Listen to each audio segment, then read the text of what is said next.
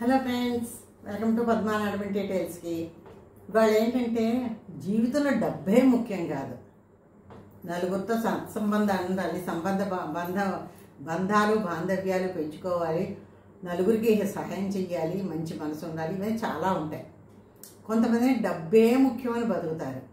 ఆ డబ్బు వల్ల ఏంటంటే డబ్బు ఉందని మనం ఏదో 4 వస్తువులు కొనుక్కుంటాం, లేకపోతే 4 రకాల చోట్లకి తిరుగుతాం. కానీ ఎంత డబ్బున్నా మనం తినేది ఆయనతన్నమే, అవునా కదా? లేకపోతే రాత్రి ఆ పుల్కా మొక్కలే. ఎంత డబ్బున్నవాడు తినేది అయితే మనం అంతే. మనం స్టీల్ పళ్ళెల్లో తింటాం, లేనివాడు ఆకులో తింటాడు, లేదా సిల్వర్ పళ్ళెల్లో తింటాడు. డబ్బున్నవాడు బంగారం పళ్ళం, వెండి పళ్ళెం తింటాడు. తినే తిండిలో ఏమీ మార్పడదు. వాడు 2 రకాలు 3 రకాల కూరలు వేసుకుంటే మనం ఒక రకం కూర, మిగిలిన వాళ్ళు గంజి వేసుకొని పచ్చడి వేసుకొని తింటారు. అది కానీ డబ్బు ఉందని అహంకారం కన్నాను. అసలు డబ్బు ఉంది, మనం డబ్బు సంపాదిస్తున్నాం, జీవితంలో ఏంటి కోల్పోయాము తెలుసుకోవాలి కదా. దాని గురించి చిన్న కథ చెప్తాను, ఒక కథని ఎగ్జాంపుల్గా చెప్తాను. వీడియో స్టార్ట్ చేస్తున్నాను, స్కిప్ చేయకుండా వినండి. మన మంచి ఆలోచన ఎలాగో ఉంటుందో అది కూడా వినండి. వెల్కమ్ అండి. మనం ఒక 5 విషయాలు మనకు జీవితంలో ఎప్పటికీ గుర్తుపెట్టుకోవాలి. ఏంటి 5 విషయాలు, ఎలాగా ఏంటంది. అయితే ఒక అతను గురించి ముందు చెప్తానని చెప్పాను కదా, చెప్తాను. స్టీవ్ జాబ్స్ అని ఒక అతను ఉన్నాడు. అతను $700 కోట్ల అధిపతి. 56 సంవత్సరాలు అతని వయసు. అప్పటికే అతను అంత డబ్బు సంపాదించాడు. ఆ తర్వాత 56వ సంవత్సరం ఆయనకి ఏంటంటే ఒక రకమైన క్యాన్సర్ వచ్చింది. ఆ క్యాన్సర్ జబ్బుతో బాధపడుతున్నాడు. అతను అప్పుడు అనుకున్నాను అనమాట, నా జీవితం ఎప్పటికీ చిహ్నం కాకూడదు, గుర్తు కాకూడదు. ఎందుకంటే నేను ఏమిటి చేశాను జీవితంలోని? డబ్బు సంపాదించప్ప నాకు సంతోషం ఏమన్నా ఉందా? డబ్బు అయితే సంపాదించాను, ఇన్ని కోట్లు. జీవితంలో ఏం ఎంజాయ్ చేశాను, ఏం సంతోషపడ్డాను, ఎలా ఉన్నాను, ఎలా బతికాను, ఇవన్నీ ఆలోచించుకుంటున్నాడు. అప్పుడు జబ్బు వచ్చిన తర్వాత మంచం మీద ఉన్నాక నాకు అలవాటైన పని ఒకే ఒకటి. ఏమిటి? డబ్బు ఎలా సంపాదించాలి, ఇది ఒక్కటే నాకు అలవాటైంది. రోగంతో ఉన్నాను, మంచం మీద ఉన్నాను, మరణం సంభవిస్తున్నది, దగ్గరికి వస్తున్నది. ఏముంటే ఏమని? నాకెంత పేరు ప్రఖ్యాతులు ఉంటేనేమిటి, నాకెంత డబ్బు ఉంటేనేమిటి, ఇవేవి నా మరణాన్ని ఆపలేవు కదా. నా పేరు ప్రఖ్యాతలు ఆపలేవు, నా వచ్చి నలుగురు పలకరించడానికి నన్ను రావట్లేదు, నా సంపాదన నా పరిణామం ఆపట్లేదు, ఏవీ నాకు ఆపట్లేదు. నేను డబ్బు సంపాదించి నేను ఏమిటి చేశాను అన్న ఆలోచన ఆయనకి డబ్బు సంపాదించిన తర్వాత మంచం మీద ఉన్నప్పుడు అర్థమైంది. డబ్బు ఉందనుకోండి, డబ్బు సంపాదించాం బాగాను, ఓ 4 నౌకర్లు పెట్టుకుంటాం, ఒక కారు నడపడానికి 4 కార్లు పెట్టుకుంటాం, 4 డ్రైవర్లు పెట్టుకుంటాం, ఇంట్లో 4 నౌకర్లు పెట్టుకుంటాం, 4 రకాలు వంటిస్తాం. కానీ నేను ముందే చెప్పాను కదా, తినేది ఇంత తిండే. మన సంపాదన పెరిగే కొద్దీ, మనకి ఆశ పెరిగే కొద్దీ మనకి అనారోగ్యాలు ఎక్కువ వస్తాయి, జబ్బులు ఎక్కువ వస్తాయి, తిండి చాలా తగ్గిపోతుంది. కాబట్టి డబ్బు సంపాదించారు అయిపోయింది. ఇప్పుడు ఇంత జబ్బు వచ్చింది నాకు. అతను అనుకుంటున్నాడు అనమాట, స్టీవెన్, నాకు ఇంత జబ్బు వచ్చింది, కారుగా డ్రైవర్ని ఏమో పెట్టుకొని దగ్గర చక్కగా డ్రైవర్కి నెల జీతం ఇచ్చి చక్కగా కారులో తిరిగాను, హ్యాపీగా ఉన్నాను. కానీ ఇప్పుడు నా జబ్బు వచ్చింది కదా, నా జబ్బు తీసుకుందికి ఎంత అర్థిస్తానా, ఎంత డబ్బు ఇస్తానా, ఎవరన్నా నా ముందుకు వస్తారా? ఆలోచన వచ్చిందండి అతనికి. ఎంత మంచి ఆలోచన కదా. నాకు క్యాన్సర్ జబ్బు వచ్చింది, నేను డబ్బు ఇస్తాను, బోల్డ్ డబ్బు ఇస్తాను, లేదా అద్దెకి ఎవరికైనా అద్దెకి తీసుకొని కొన్నాళ్ళు నాకు కొంచెం ఫ్రీడమ్ ఇస్తే నేను ఏమైనా మంచి పనులు చేసుకుని ఆరోగ్యం ఇస్తే అనమాట. ఫ్రీడమ్ అంటే ఇస్తే నేను మళ్ళీ మంచి పనులు చేసుకుని అద్దె నుంచి నా జబ్బు నేను తెచ్చుకొని అప్పుడు చచ్చిపోతాను. కానీ నాకు ఎవరన్నా దొరికితే బాగుండు కదా. అలా ఎవరన్నా వస్తారా? అసలు ఎవ్వరూ రారు కదండి. జబ్బుకి ఎవ్వరూ రారు. డబ్బు ఇస్తానంటే అందరూ వస్తారు. ఊరికి నేను డబ్బు కూడాను ఇస్తానంటే వస్తారు. కానీ జబ్బు తీసుకోమంటే, రోగాలు తీసుకోమంటే ఎవరన్నా వస్తారా? ప్రాణం తీసుకుంటే నా కోసం నా ప్రాణం మీరు నా వంతు మీరు తీసుకోండి అంటే ఎవరన్నా వస్తారా? ఎవరి ప్రాణం వాళ్ళకి చాలా ముఖ్యం, ఎవరి ఆరోగ్యం వాళ్ళకి చాలా ముఖ్యం. ఒకసారి ఆరోగ్యాన్ని పోగొట్టుకున్న తర్వాత మళ్ళీ దాన్ని పొందడం అనేది చాలా అవ్వదు, చాలా కష్టం కాదు. ఒకసారి అనారోగ్యం పాలైతే, ఇలాంటి పెద్ద జబ్బులు వచ్చినప్పుడు, అనారోగ్యం పాలైనప్పుడు అవి మళ్ళీ మనం వదిలిపోవు. ఈ క్యాన్సరు ఇలాంటివన్నీ, షుగర్ ఒకసారి అటాక్ అయినా పోదు, మనతోటే పోతుంది. బీపీ కూడా ఉంటేనండి, మనతోటే పోతుంది. కానీ వీటిని ఏంటంటే కంట్రోల్ చేసుకుని కొన్నాళ్ళు లైఫ్ పొడిగించుకోగలుగుతాం. క్యాన్సర్ లాంటి వాటిని కూడా మనం కొన్ని జబ్బుల్ని మనం పొడిగించుకోలేం. అది మన ఆయుష్ ముందే తెలిసిపోతుంది. ఆ జబ్బు వచ్చింది, డాక్టర్ చెప్తాడు ఈ స్టేజ్ ఆ స్టేజ్ అని చెప్తారు డాక్టర్లు. అయిపోయిందంటే ఈ స్టేజ్ నుంచి ఈ స్టేజ్కి రావడానికి ఇన్ని నెలలు పడుతుందో మనం చూసుకొని అయిపోయింది, మన జీవితం 6 నెలల్లో సంవత్సరాలు ముగిసిపోతుంది అని తెలుస్తుంది. చావు వస్తోంది అని తెలిసి ఏ మనిషి ధైర్యంగా ఉంటారండి? ఇన్ని కబుర్లు చెప్తా ఉంటారు, నాకేం పర్లే, హాయిగా దేవుడు ఎప్పుడు పిలిస్తే అప్పుడు వెళ్ళిపోతాము, మాకేముందని పెద్దవాళ్ళు చెప్తారు. చిన్నవాళ్ళు నాకేం భయలేదు, ఏమిటవుతుంది అంటారు చిన్నవాళ్ళు. కానీ అదే చావు, ఇదిగో రేపు ఎల్లుండి వెంటిలేటర్ మీద పెడతారు, ఇక వెంటిలేటర్ తీస్తే మనిషి చచ్చిపోతాడు అంటారు. అప్పుడు పక్కన చుట్టుపక్కల ఉన్న వాళ్ళు బాధపడతారు. ఆ వెంటిలేటర్ మీద కాకపోతే మా మనిషి వెంటిలేటర్ వెళ్ళే ముందు నీకు ఇలాగ అయ్యారు, వెంటిలేటర్ పెడుతున్నావు, అయిపోతే పర్వాలేదు లేకపోతే కష్టం అంటే ఆ మనిషి ఎంత టెన్షన్ పడతాడు. చావు అన్నది ఎవరికైనా భయమే. బతికున్నంతకాలం మనంతటి వాడు లేడని బతుకుతాం. చావు తెలుస్తుంది. ఇప్పుడు ఆకస్మికంగా పోతే అంటాను చూసారు, అబ్బాయి ఎంత అదృష్టవంతుడు, మంచం మీద తీసుకోకుండా హాయిగా సుఖంగా పువ్వులా ఎగిరిపోయాడంటాం. ఈ క్యాన్సర్లు ఇవి ఇలాంటి జబ్బులు వచ్చాయి కానీ వాళ్ళకి తెలిసిపోతుంది చావు ఎప్పుడు వస్తుందో. అంటే రోజు రోజుకి వారి ఆరోగ్యం క్షీణిస్తూ ఉంటుంది కదా, దాన్ని బట్టి తెలిసిపోతుంది. అది ఎంత టెన్షన్ అండి, ఎంత బెంగపడే జీవితం అండి అది, అవునా కదా? ఇలా అనుకుంటూ ఉంటాడు ఆయన. అందుకే అతను అనుకుంటాడు, అందుకే కదా సంతోషంగా జీవించాలి, అందరినీ సంతోషపెట్టాలి, సుఖపెట్టాలి, సుఖకరమైన జీవితాన్ని అందరికీ సుఖము సంతోషాలు పంచి ఉంటే నా జీవితం ఇంకోలా ఉండేది. నేను ఎప్పుడు డబ్బు డబ్బు డబ్బు డబ్బు సంపాదిద్దామా, ఇదే ఉన్నాను. ఇప్పుడు నేను ఏమిటి చేయగలుగుతున్నాను? మంచం మీద ఉండి ఆలోచించడం తప్ప ఏమీ చేయలేకపోతున్నాను, బాధపడుతుంటాడు. మనం అనుకుంటున్నాం చిన్నప్పుడు చురుగ్గా ఉంటాం ఇలాగేలాగనే, మనం వృద్ధాప్యం వచ్చే కింద మన మైండ్ బాగా షార్ప్గా పనిచేస్తుంది. ఎందుకు? ఈ రోగాలు అనారోగ్యాలు వస్తాయి చూసారా, అప్పుడు మనకి జ్ఞానోదయం అవుతుందన్నమాట.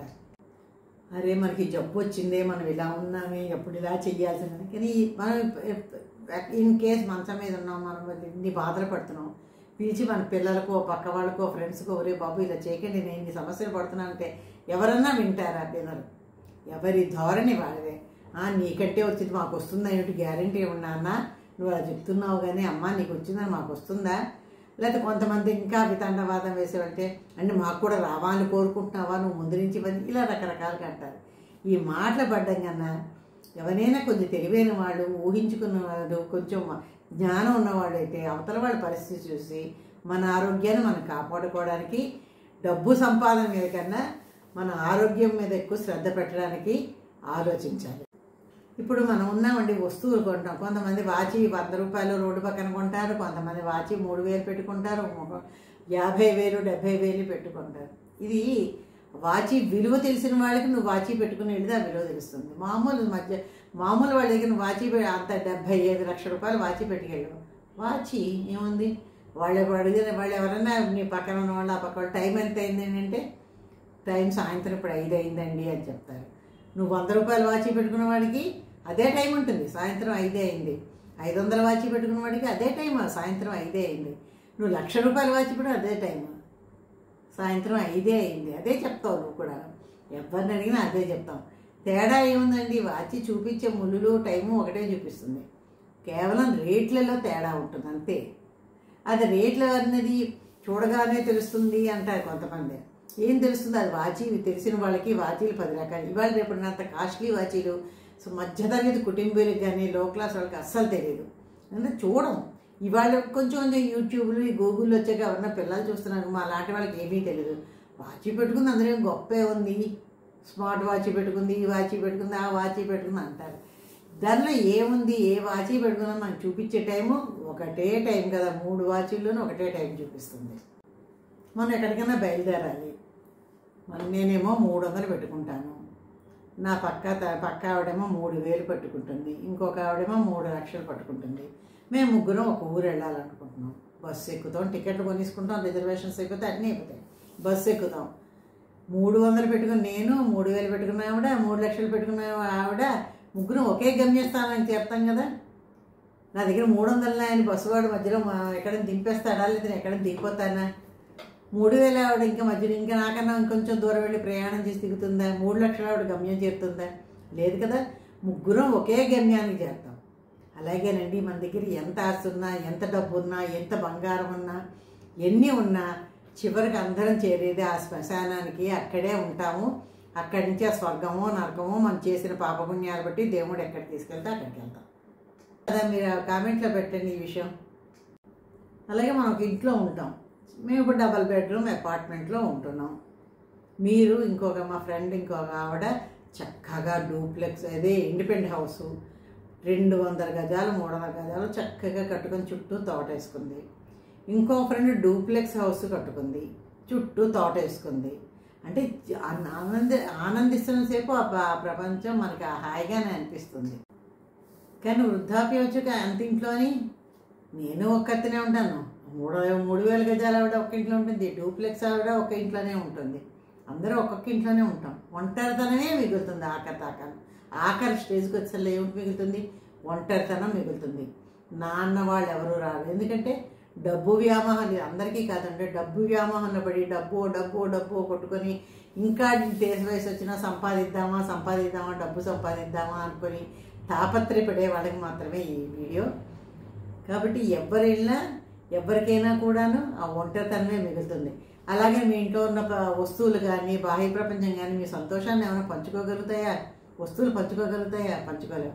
అదే నువ్వు నలుగురితో కలిసి ఉన్నావు అనుకో, నలుగురికి నువ్వు చెప్పుకొని ఆ నలుగురు మంచి మనసు ఉన్న వాళ్ళు ఉంటారు, కుళ్ళిపోయిన వాళ్ళు ఉంటారు.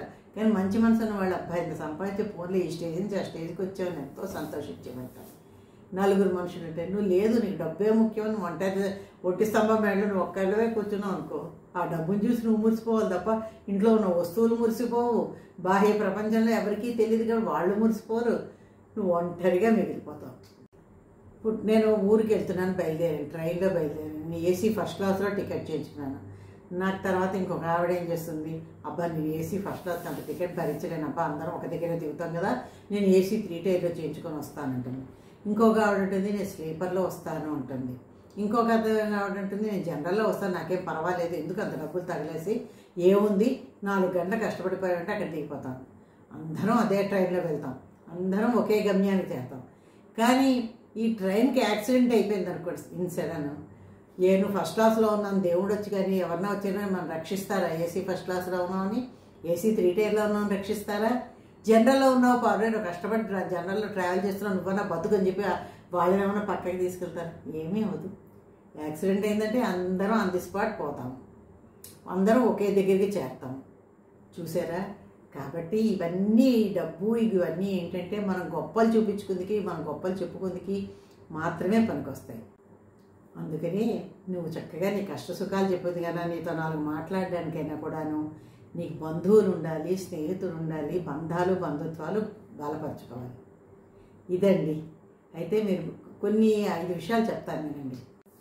ఫస్ట్ ఏంటంటే ఎవరికైనా మీరు పిల్లలకి కానీ ఎవరికైనా కూడాను కొంచెం యూత్ వాళ్ళు ఉంటే మీరు ధనవంతులుగా ఉండడం కోసం ఆలోచించకండి. ధనవంతులు ఎలాగో అవుతారు, ఎంత ఉంటే అందులో నేనే ధనవంతుడు అనుకోండి. సంతోషంగా ఉండడం, ఆరోగ్యం ఉండండి అని నేర్పండి. మీ పిల్లలకి నేర్పండి, మీ ఫ్రెండ్స్కి చెప్పండి, మనకన్నా చిన్నవాళ్ళకి చెప్పండి. అది చెప్తే ఏంటంటే పెరిగి పెద్ద అయిన తర్వాత వాళ్ళకి ధనం కన్నా వీటి విలువ ఎక్కువ తెలుస్తుంది. ఇది ఫస్ట్ పాయింట్. సెకండ్ పాయింట్ ఏంటంటే ఆహారం ఔషధం. నిజమే కదా, ఆహారంలో చాలా రకాలు తీసుకోకూడదు, చాలా రకాలు తీసుకోవాలి, లిమిట్గా తీసుకోవాలి, రకరకాలు ఉన్నాయి. ఆహారాన్ని ఔషధంగా మందులాగా, మందు ఏంటి కొంచెమే తీసుకుంటాం కదా, ఆహారం కూడా కొంచెం తీసుకుంటూ జాగ్రత్తగా మన ఆరోగ్యాన్ని కాపాడుకున్నాం అనుకోండి, మనం పెద్ద అయిన తర్వాత ఎవరి మీద ఆధారపడక్కర్లేదన్నమాట. కాబట్టి ఆహారాన్ని ఔషధంగా చూసి తీసుకోండి అని చెప్పండి.